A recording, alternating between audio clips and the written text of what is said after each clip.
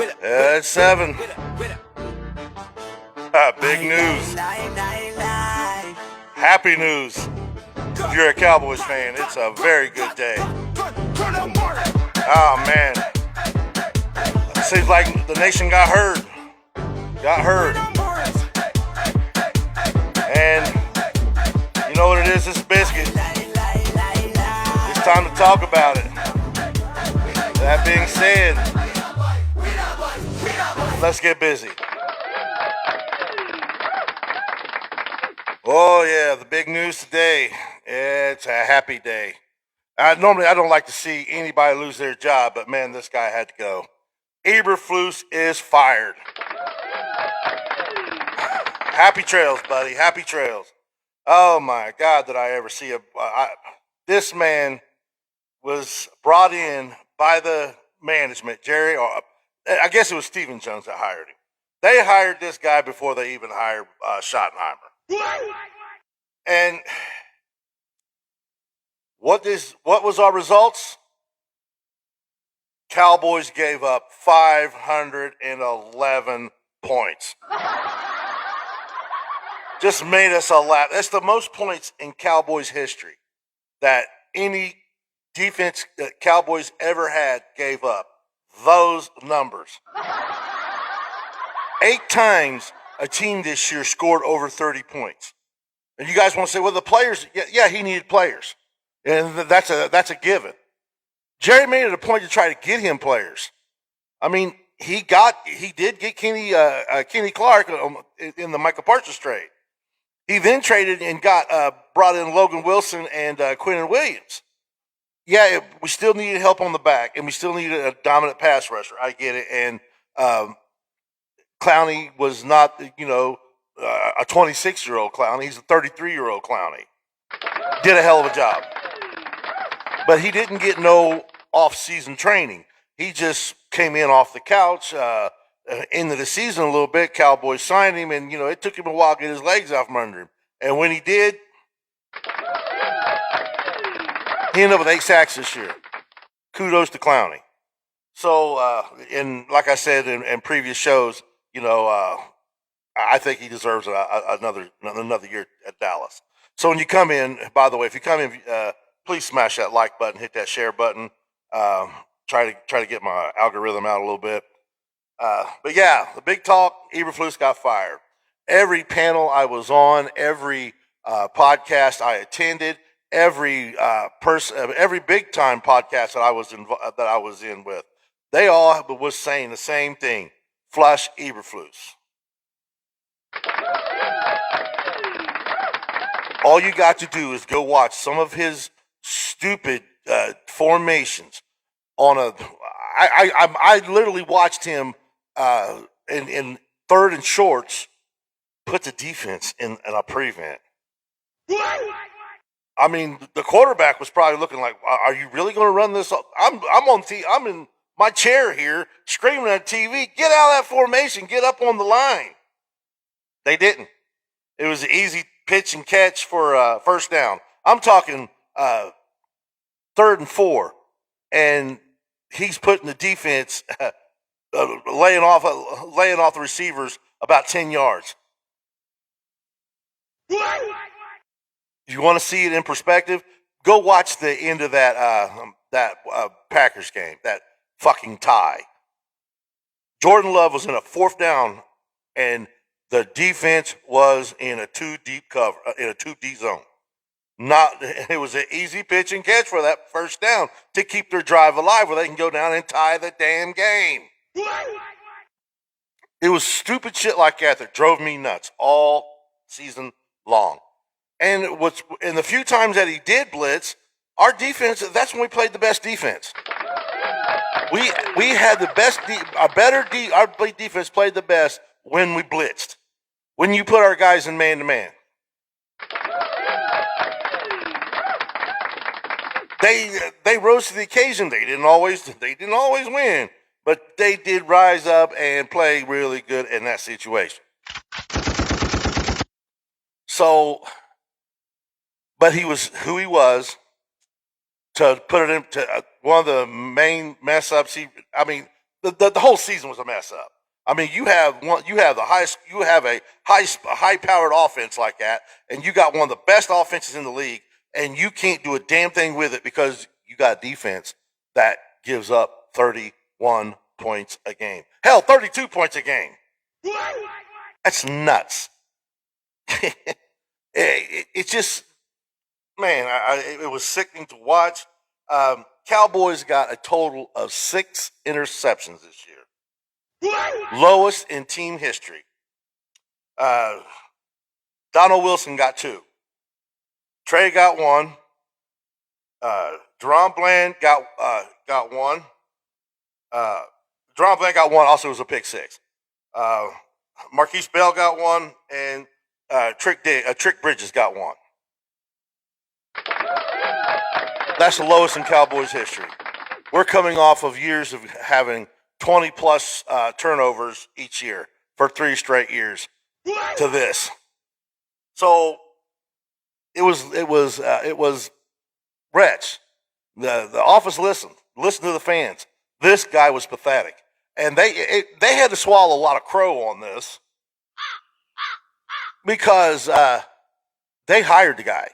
You know, it's hard to say, hey, I was wrong. You were extremely wrong. Don't, for the love of God, the biggest thing we have got to get to Jerry Jones's head, stop stepping on your coach's toes.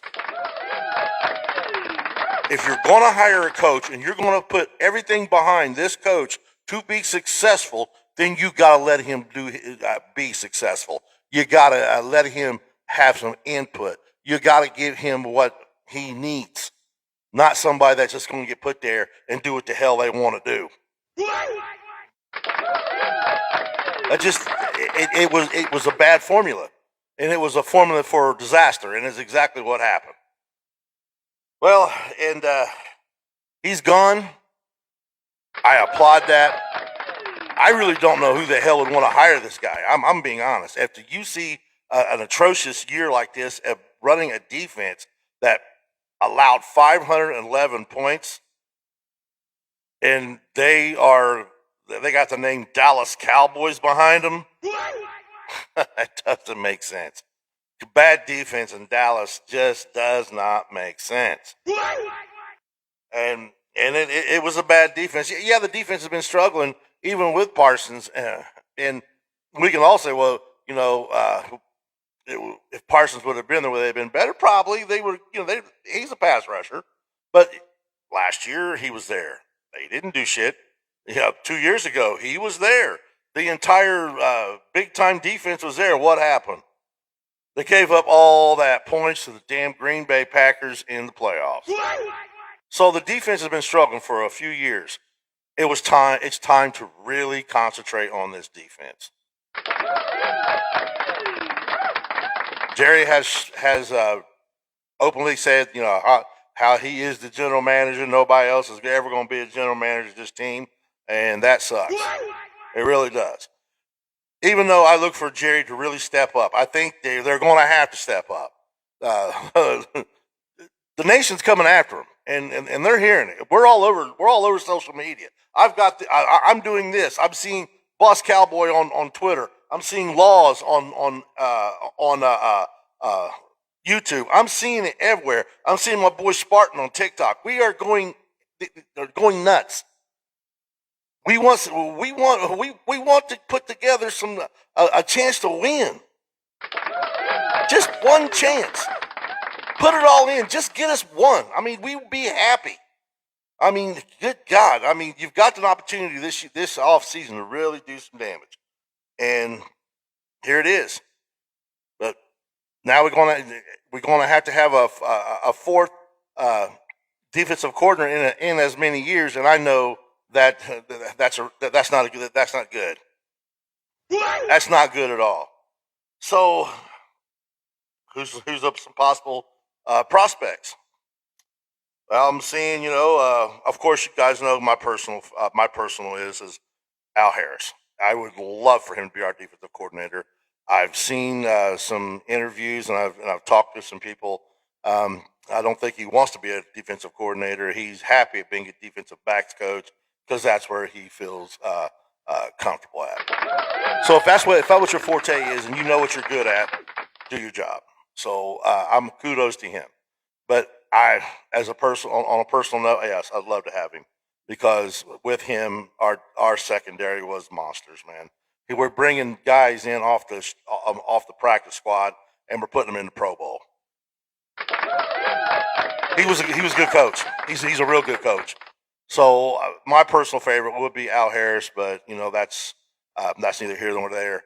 Of course, the rumor is about Flores, and I don't see Flores wanting to come to Dallas to be a defensive coordinator.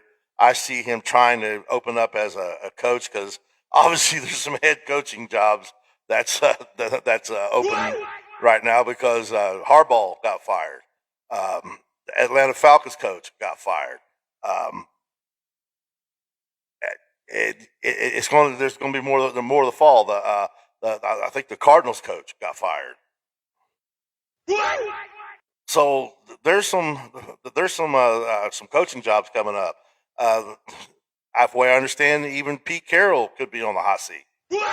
So the rumors, though, rumors fly, and Pete Carroll, he's going to have draft picks galore this year. So even if he puts, especially I'm going to say especially if he puts Max Crosby on that on the trade block. If he does, Cowboys, do not waste no time. You go get him. You do whatever it takes. You bring him in.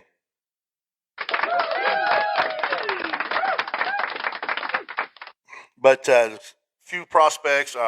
Raheem Morris, former Falcons coach. He's being mentioned as a possible replacement for Eberflus.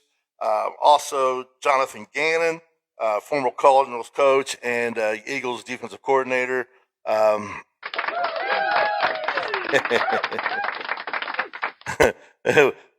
These are some names that's floating around that could be possibilities.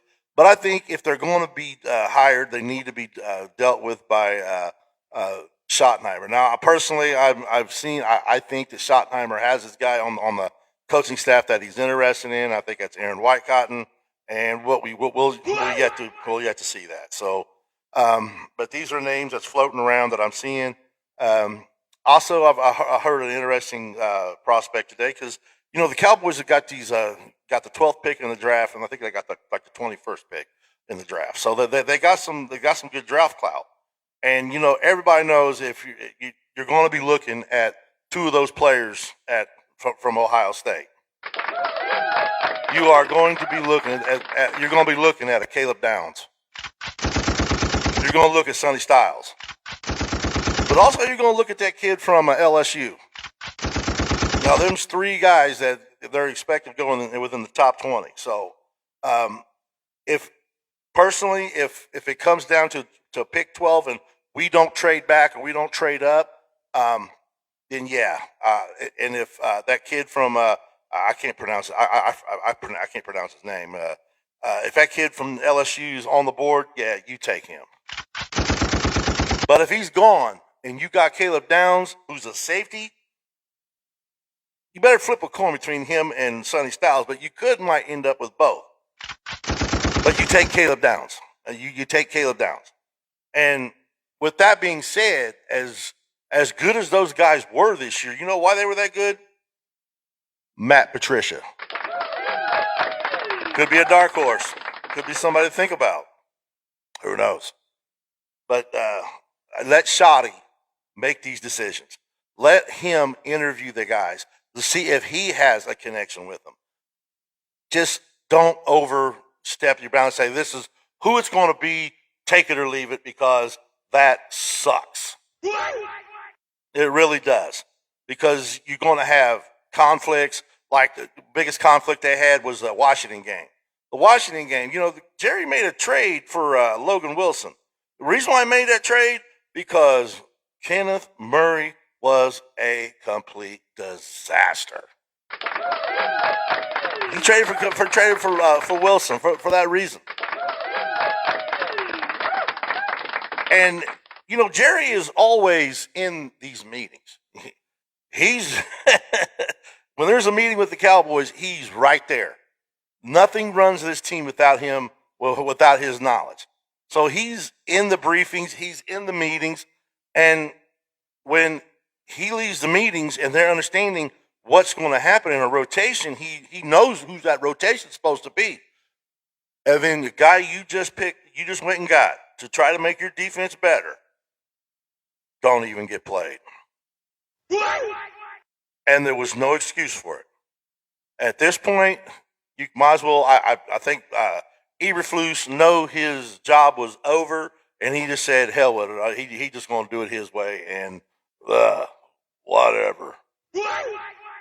And his excuse was reason why Wilson didn't get put in the game.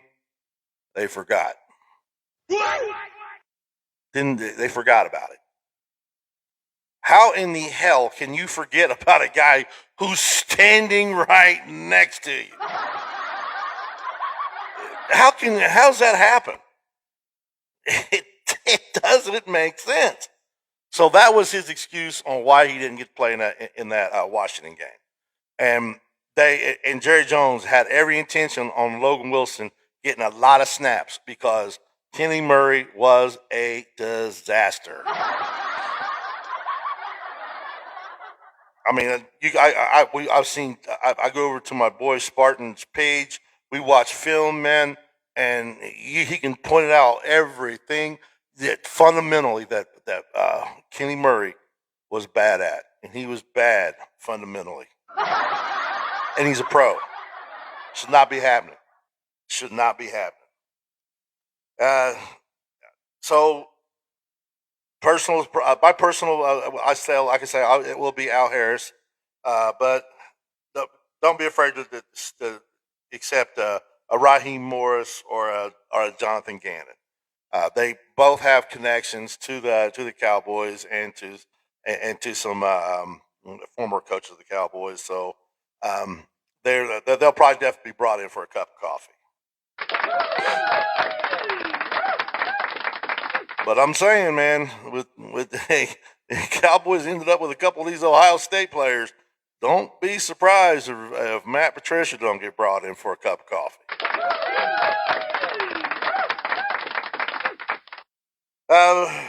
And we also, the Cowboys signed some players to return next year.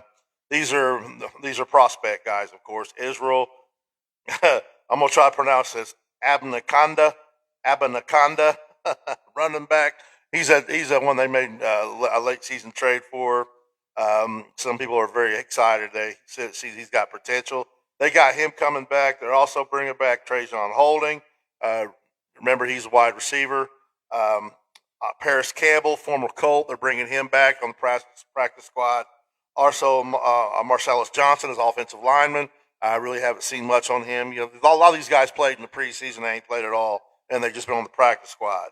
But the one that really stands out to me right here is Isaiah Land.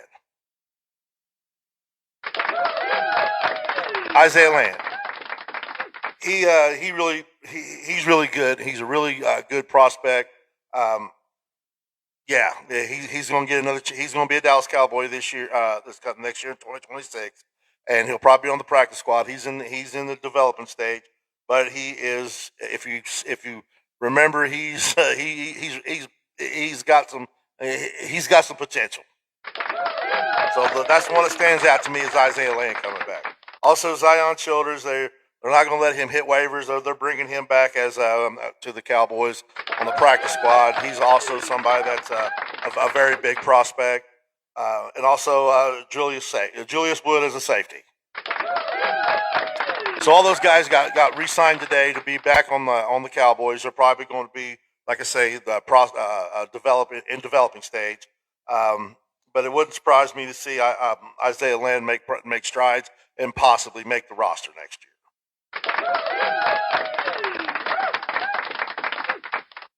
Also, Tyler Smith wants clarity on where he's going to play next year. If he's going to play guard or if he's going to play tackle, they're going to talk about that because it all depends on what they're going to do with Steele. That's just how that's going to work.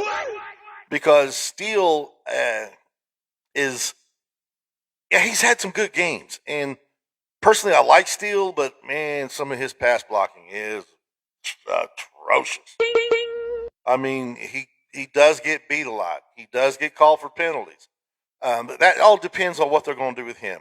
To see what they're going to do, because obviously money's going to come in involved. Because Tyler Smith was paid to be the highest paid guard, not tackle, guard.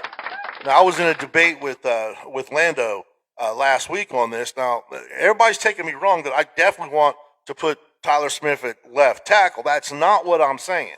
I'm saying that he can handle it if he's giving the opportunity. Because yeah, you're probably going to come out. Probably got to renegotiate his contract a little bit. You're probably going to have to up a few dollars because he's the highest paid guard, and he probably wants to be. If he's going to play tackle, he's going to want to get paid like a tackle. So um, that that's all going to be talked about here in the next few days, few months, maybe. They're probably going to have to make a decision on that. He's absolutely said he's happy playing guard. He's an all pro guard. He's highest paid guard in the league. He's really good at his position, and you can't argue that. You can't argue that. Tyler Guyton was brought in to be the left tackle, and he has made strides to be better than what his rookie year was. The reason why for that was Tyron Smith came in and worked with him this year. He did good. The problem with Tyler Guyton is he got hurt a few times, and then it led up to a few more injuries that caused Tyler Smith to have to take over left tackle. My argument was that he can handle it because he played. That was his natural position at Tulsa, and when he came into the Cowboys in his rookie year, he was playing. They had the movie because Tyron Smith got hurt. I mean, he moved over, and what did he do? He made the Pro Bowl. So that's why I said he can handle it. He can handle it. So, but do I want to absolutely put him there? No. I mean, that's on the Cowboys. I would rather it stay like it is. Tyler Guyton at left tackle, Tyler Smith at left guard. But if we move on from from Terrence Steele, okay, somebody good's got to go out there to right tackle because that's where we run the ball at. And if it's got to be Guyton, then so be it. Then you got to move Smith over to left tackle. Okay, then there's a problem at left guard. There is a problem at left guard right there. Hoffman did not look good at left guard. Bass was hurt. Now, Bass can hold it down. I've seen Bass do some really good things. But what do I want? I probably would like for the line to stay right where it's at. Or make if we got to move on from Steele, then I guess you go and you possibly pick up a free agent somewhere and get a right tackle and leave it the way it is. My argument was he could hold it down, and if I want to have Guyton and Smith on the left side on Dak's blind side, then yeah, I'll definitely keep that. I could keep that. I could work with that. My argument was if we have to move Guyton over to right tackle, then so be it. You move Smith to left tackle, and then we try to figure out who the hell's going to be the guard right there. But I did not want to clarify that. I absolutely wanted Tyler Smith at left tackle. No, he's an all-pro guard. If that's where he wants to be, and if that's where he's happy at, then yeah, you leave him there. But it is a great day to see that we are going to we had to move on. It's really a sad day because we have to move on to a fourth defensive coordinator in as many years. So the fourth defensive coordinator in 4 years is what we've been forced to do because it's all because of talent. And if you're a good coach, and you're good at your craft, You have to bring out the best in your players. You have to put them in positions where they could be successful and decent. You can't just say, this is how it's going to be, take it or leave it. That's college mentality. That's not the pros. If you're going to be a pro, you're going to have to let your players be pros and where they're professional at. You can't sit here and keep doing this bullshit. I mean, so many times I've seen just the zone. The zone on third and shorts. Just zone. No blitz, no pressure, no nothing. It's just zone. Yeah, and you obviously you have to play zone a lot and quite a bit in football, but you have to mix it up. Your entire mentality is to fool that quarterback on the other side of that's on the field. You have to make him uncomfortable as possible. If it's pressure, if it's being able to force coverage, if it's just playing really smart football, and that's not what he did. Really played dumb football in dumb situations, man. And Cowboys paid for it. You know, we got a top 5 offense sitting at home right now. We got a 4,500-yard quarterback and 30 touchdowns sitting at home right now. You got 2,000-yard receivers sitting at home right now. You got a 1,000-yard running back sitting at home right now. That's unheard of. To have the number one between the top 3, well, actually, their top 3 offense sitting at home right now. An offense that has averaged 30 points a game sitting at home right now because your defense was giving up 31.5 points a game. Sad. That's beyond sad. So I will take the 4-year defensive coordinator. I'll take it just to try to fix it, man. Yeah, you're going to need players, and you start off by trying to re-sign Javon Clowney for the next year for at least a 1-year deal. You get him in here, you get him into camps, you get him in shape, and you keep him. You give him a 1-year deal. You hit that draft. If you have a shot at Max Crosby,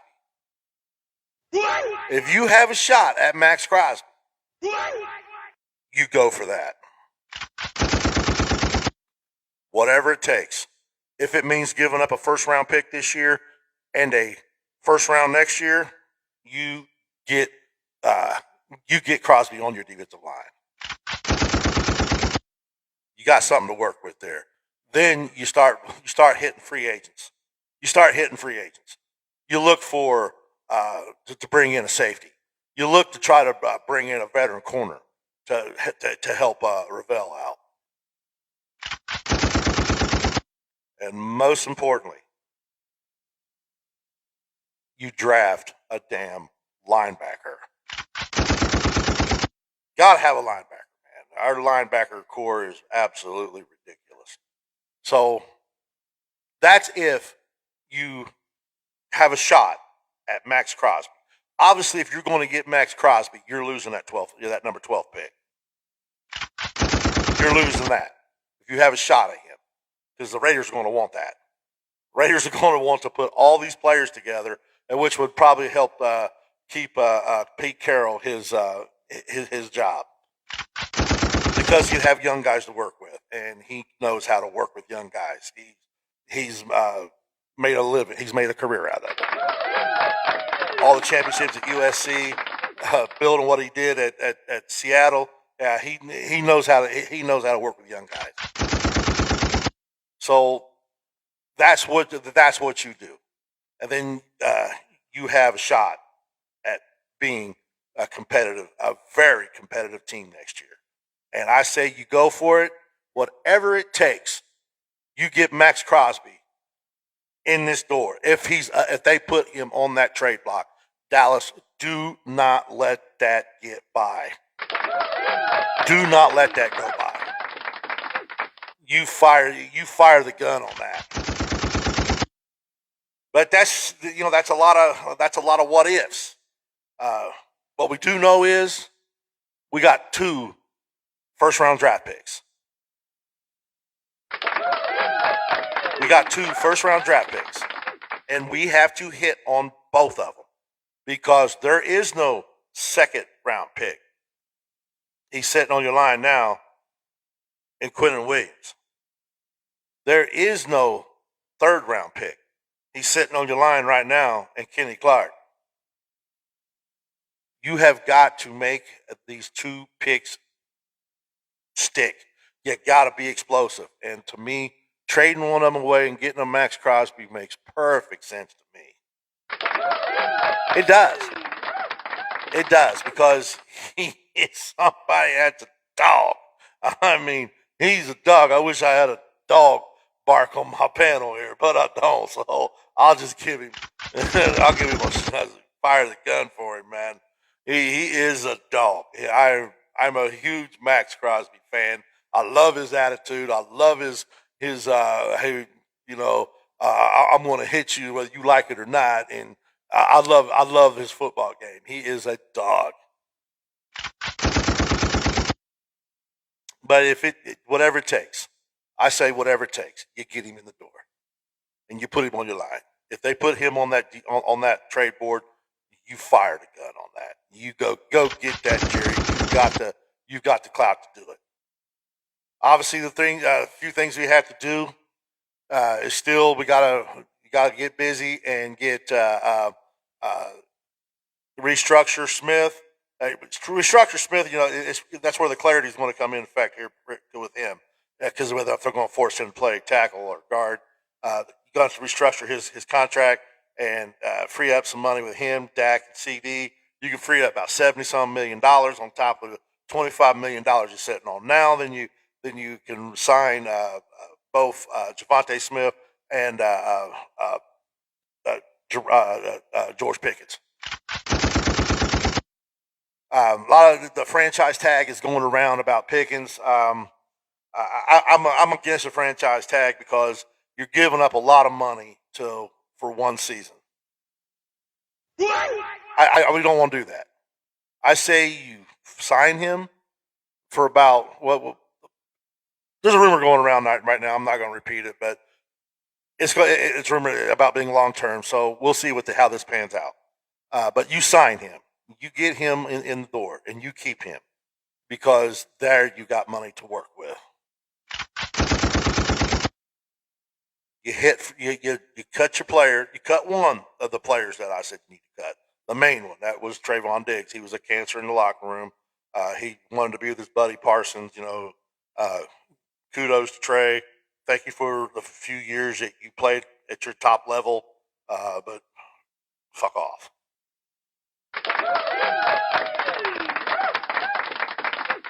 I'm a little down on that, but it is what it is. He wanted to go be with Parsons. Go for it. You got him. You're there. Keep your friendship alive. It's more important than football, obviously. So you made that cut. And, the next cut that's substantial is Terrence Steele. Are they going to do it? But that's substantial. That frees up some money. What I just sit here and explain will free up $110 million for next year. And you can build a team with that. So,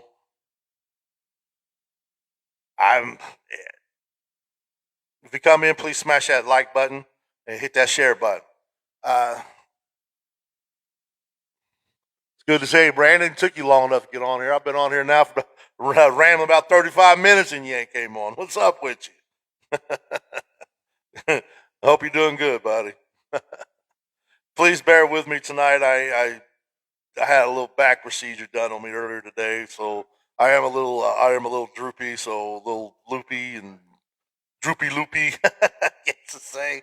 But uh, Eberflus is fired, and I'm one happy guy. Take your Tampa 2 and take it, shove it up your goddamn ass. My God. Take your prevent defense and shove it. Jesus Christ, man! I've never seen a guy that was. I've never seen a guy drove me crazy. Hey, Brandon, like I'm saying, man, if you go back and look at some of the coverages on a third and short when when he put his team in a too deep zone, go back and watch several of them. You'll see one major one in the Packers game on that fourth down play at the end of the game when they're driving to tie the game. He put them in a prevent defense on a fourth down, for God's sakes. Drove me nuts. It drove me. I just couldn't believe that the def. I mean, when I'm here on TV, I'm here in front of my TV, screaming at my TV, press, press, press. You know me. I'm a fan. I am a fan of a 4-3 defense, but not with no Tampa 2 on the back. I'm a fan of a 4-3 press. And if so, go to a 3-4 press. I'm a fan of man-to-man blitzing. I am a big fan of blitzing because you have to make that quarterback uneasy on the other side. You have to get to him and let him sit back here and pick teams apart. Any quarterback in the league can do it. We got 6 seconds to throw the ball. Drove me crazy. When you are not getting that kind of pressure, every damn big-time defensive coordinator I know of, Spagnuolo, Fangio, Quinn, Salas, they're going to throw a blitz at you. They're going to throw a blitz. Quinn didn't blitz a lot because he knew how to get good, how to get good pass rushers. Then if he had to, he would throw a blitz at you. He wanted pressure on the quarterback. That was Quinn's MO. He wanted pressure on the quarterback. He wanted pressure on that quarterback. He wanted to put that pressure on the quarterback so his defensive backs can get interceptions and cause fumbles. And they did that. They did that for years. And then you come up this year and you get 6 fucking interceptions. 6. Dallas Cowboys got 6 interceptions. One of them was a pick 6. Fuck out of here, man. 6 interceptions. I mean, it just don't sound right, man. You can't win like that. And the teams that go to Super Bowls are the teams that's keeping the other team under under the points that you got for one, and they're getting turnovers. That's why I'm gonna jump on the Chicago Bears bandwagon right now. For one, my wife, she's a Chicago Bears fan before she met me. But of course, there's only one team allowed in my house. But before she met me, she was the Chicago Bears fan, and so we're going to root for the Bears. I'm going to do it because of Al Harris. I'm a big Al Harris fan. Take Nahshon Wright. Nahshon Wright was at Dallas once. His rookie year, he was at Dallas, and he couldn't even play 3 games at Dallas because of all the talent they had on the defensive backs. Now look at it. He's one of the best defensive backs in football today. Who coached him up his entire career? Al Harris.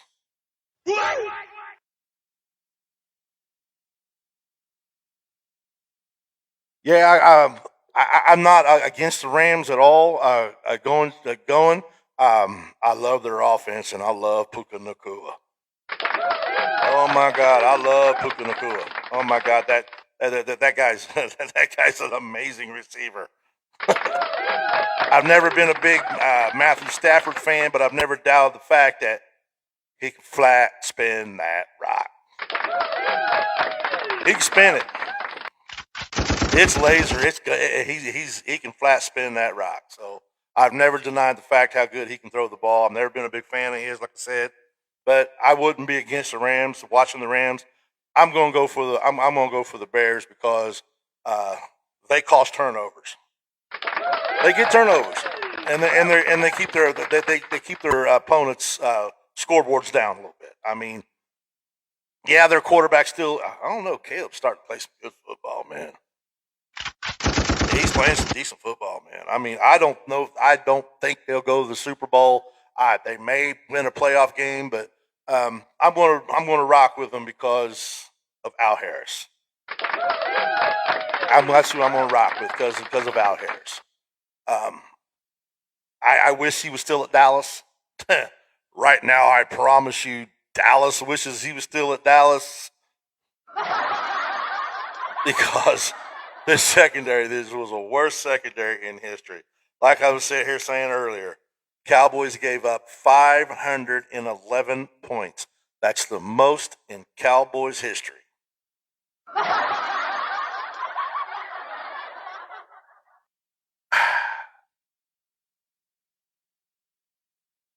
It just irritates me, man. I just couldn't believe what I was watching. But the good part is the motherfucker's gone and he's not coming back. Goodbye. I don't know who the hell's going to coach, who's going to want to hire him. His style, I think, should be in college. His style should be in college. He's going to teach it his way, and he can adapt young kids to adapt to his style. When you're a pro coach, like I said before, you got to adapt to what your pro is a pro at. Whatever makes them a pro, you work with that. You don't say, "Hey, no, man, you can't do it your way. You got to do it this way." No, you got to come to a medium. You got to figure out how to get the best out of your player. That's what a real coach does. Robert Silas is a perfect example of that with the 49ers. So they got a good defense? Hell no. They got way too many guys hurt. Can they play good defense? Hell yes, they can, and they do. Because he's a good coach. And he's going to work with what he's got. And that's a mark of a good coach to me. So kudos to that. And, the 49ers they got a shot at being really making a playoff, making really a good statement in the playoffs. I mean, they're playing some good football. Yeah, they lost to the Seattle. Seattle's defense they cost me goddamn money this year. They did. I didn't even see that coming. This season drove me crazy, man. I mean, teams that you thought were going to be really good. Now, personally, I didn't think the Redskins or the Commander Skins or whatever the hell we want to call them was going to be any good. I didn't see it, and I said it in the offseason. Everybody's putting all this shit into Washington. I said, man, they got a bunch of old men, bro, and it's gonna come back and bite them. It did, and guys started getting hurt, and of course, their whole thing revolves around Daniels, and he is that guy, and that's just a fact. So I called that they wasn't going to be very good. I said the Eagles will be really good. They're going to be. They just got too good of a defense to not be good. So I said they're going to be really good, but I said they're not going to return as a damn. And I still don't think they're going to make a back-to-back Super Bowl. I think they're one and done. Their offense is garbage. Their offense, I thought last year wasn't really all that. They started putting all these damn numbers up on Jalen Hurts. Jalen Hurts did this and that. Jalen Hurts got all his touchdowns on a 1-yard run with 10 guys pushing him into the end zone. That's a fact. That's how he got his touchdowns. His numbers wasn't shit. His numbers does not compare to my quarterback. His numbers don't compare to most quarterbacks. But one thing Jalen Hurts does is win. And I cannot deny that. And how they win drives me absolutely batshit crazy. But I said they wouldn't be as dominant as they was last year. And I called that. Where I was wrong. I was wrong about the Bears. I was wrong about the Panthers. I was wrong about the Seahawks. I mean, I was dead wrong on these guys. I said that I literally bet money that the Seahawks would win 7 games. I said that because, DeMarcus Lawrence left and it pissed me off. But I lost that bet because they had that defense that defense is legit.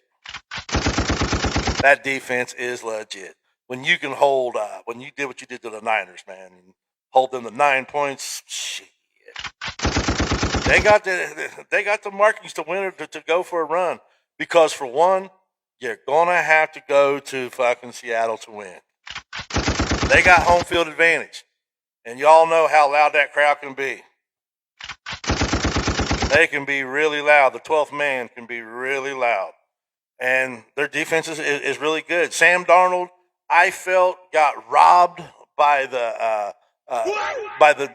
Minnesota last year. I mean, how the hell do you win 14 games and then go and get cut? What? What? What? My God, dude. It just didn't make no sense. He got screwed because he played some good football this year. Seattle were really good. So I was wrong about them. I was wrong about the Carolina. I did not see that one coming. And I damn sure didn't see the Bears coming. So they snuck up on me. I figured the Bucks were going to win that division. They were going to win that division doing what they did, go 8-9. That division is soft as hell. And everybody's like, well, we got to do something about it. But there's really nothing you can do because it's the division. I mean, you can't just sit here and put 4 teams and say, these 4 teams suck. And somebody's going to win the division. Somebody's got to win the division. It doesn't mean they're always going to suck. Just a few years ago, the Buccaneers won the Super Bowl with the great Tom Brady as their quarterback. So,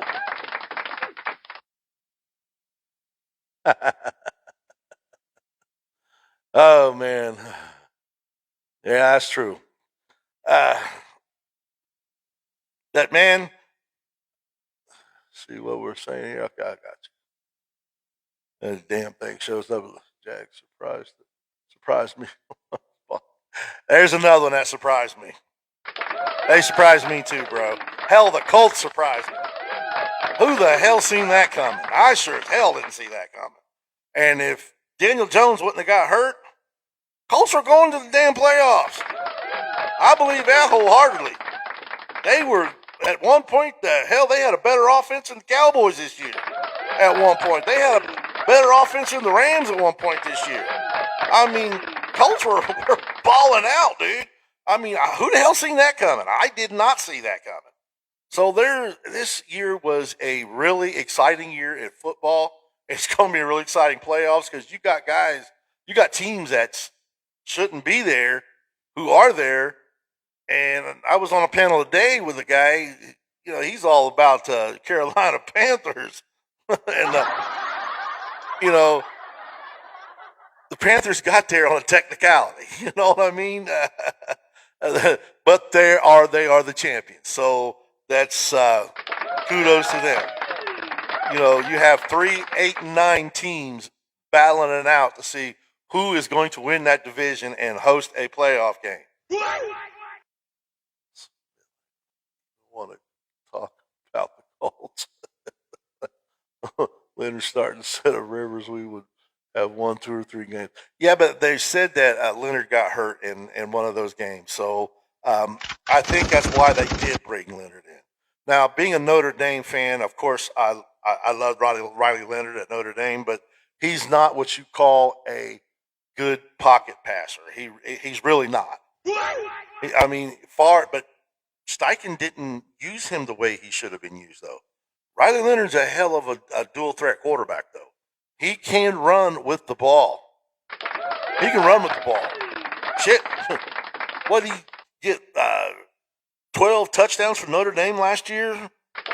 Running the ball? So, yeah, Steichen just didn't use him right. So, as a Notre Dame fan, I would have loved to seen Riley continue to play. I get you're probably mad about Rivers couldn't throw the ball, man. They brought him off the couch, hoping he could save their season a little bit. I mean, when you got a stud running back like Jonathan Taylor, I get the idea, but the Colts are another team that has to work on their defense in the offseason. They got to work on it. Yeah, they got Sauce Gardner, and they got a couple good corners. Maybe they need another defensive coordinator, but they need linebackers and edge rusher. And the Colts could probably be a force to be reckoned with next year. Hope Daniel Jones comes back healthier and better than ever. I want to see it because he really did a hell of a job this year. And I do believe before he got hurt, they were going to the playoffs. And that's a fact. Now, y'all can take that stupid ass name, Indiana Jones, and shove it straight up your ass. I'm never calling him that ever. To me, he's Daniel Jones, and he's not no damn Indiana Jones. That damn name drove me crazy this year. So I'm not gonna sugarcoat it. That name fucking sucked. So, it fucking sucks. He didn't do shit with the Bengals defense. Facts.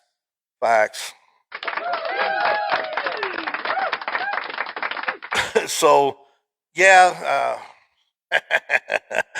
y'all can have Eberflus back. He did win. He was the top defensive. He did have to orchestrate the top defense in AFC when he was at the Colts.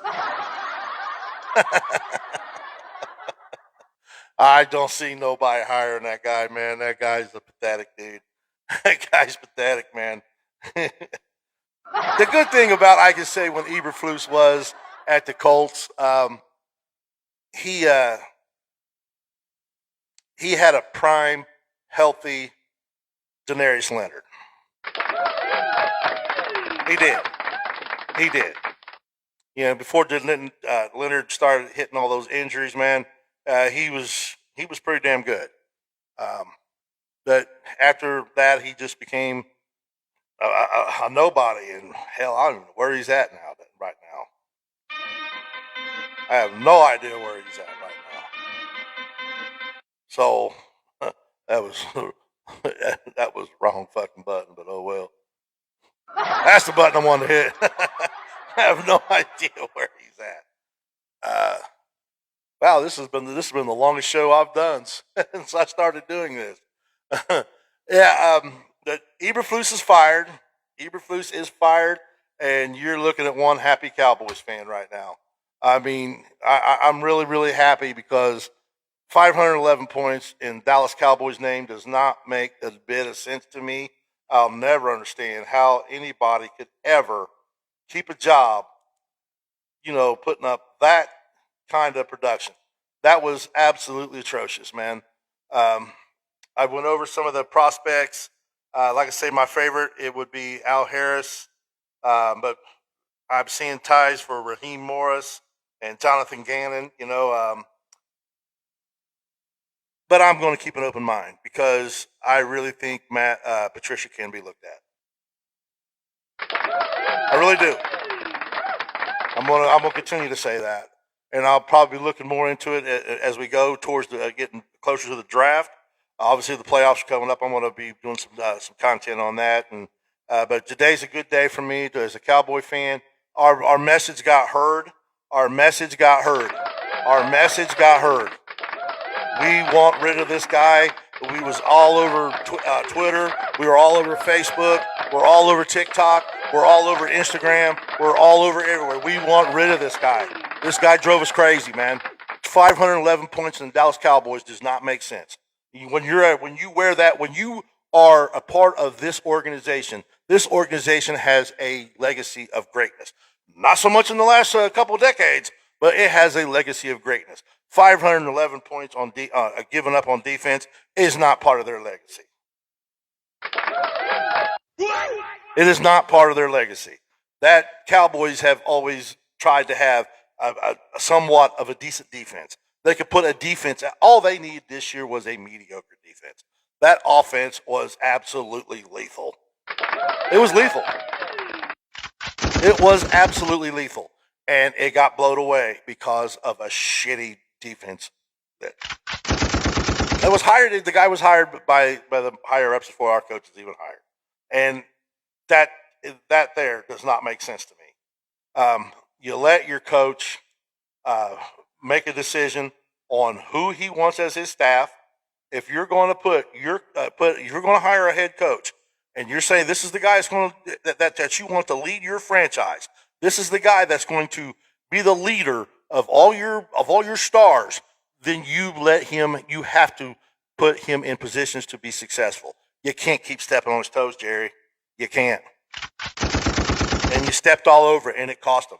It cost that we were in week 18, game 17 of the season, and you had the entire secondary lost on his zone. Lost on his zone. In week 18. Game 17. All these time, these players did not buy what he was selling. They didn't want no part of him. They wanted him out. They wanted him out, and now he's out. Cowboy Nation got hurt, and I'm so happy. The Flush Eberflus campaign went on. I have it all over TikTok. I have it all over Instagram. I have it all over Twitter. Fire Eberflus. He's gone, and I am happy. Let's put a team. Let's get a team together. Let's get a coach that can coach them. And until then, you know what it is. We're on boys. We still them boys. And it's a great day to be a Cowboys fan. I mean, I hate to see somebody get fired. I'm not for that. I never have been. But he had to go. And with that being said, good night, everybody. Thanks for tuning in. Please, if you come and watch my lives and watch my videos, please hit that smash button, hit that share button, and try to get me some algorithm going.